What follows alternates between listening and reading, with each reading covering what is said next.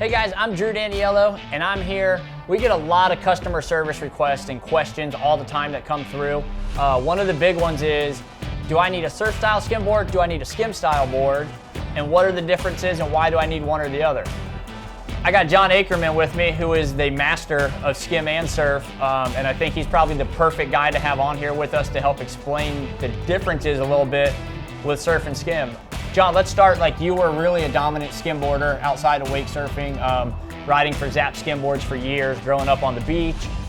Came to the boat, was very skim heavy. Yep. Where did the surf style come from? Well, yeah, I've always been a great skimmer, and I love skimming behind the boat because of how much variety of tricks I can try and different variety of any maneuver with skimming, and you can spin out of tricks when you land them sketchy, you know, like there's just so much to be said about being able to slide around. But then also, I grew up surfing too, and being able to have those fins and throw a lot of water and bottom turn way to the side of the wake surf wave and be able to jump back off those fins, lunging off your toes. But really just being able to build more speed, ride a little more on top of the water with all that foam underneath you on surf, and throw bigger airs.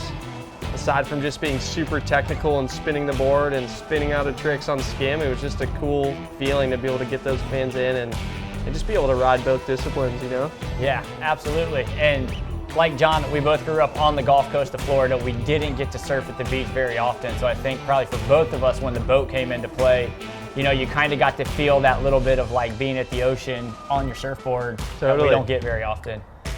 So building off that, you know, the question that we get a lot is, do I need a skim style or a surf style as a new rider? My experience over 25 years of wake surfing, I always had skimboards with me. That's what I always chose to ride on.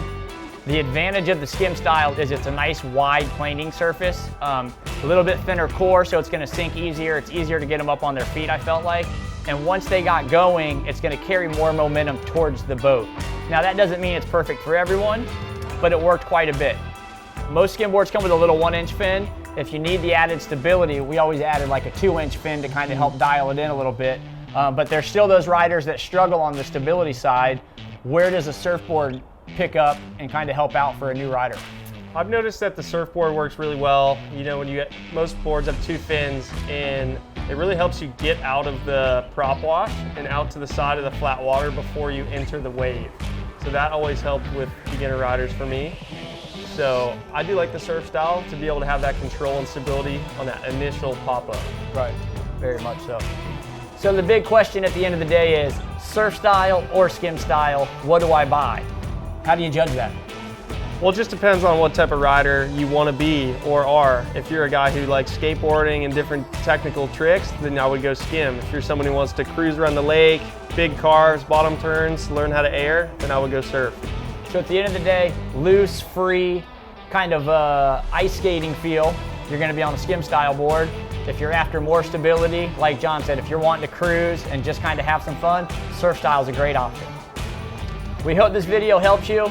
There's really no wrong answer. If you're just getting into wake surfing, whatever you buy, we can get it dialed in for you. Have fun, enjoy it, don't go out and get frustrated. Enjoy the water.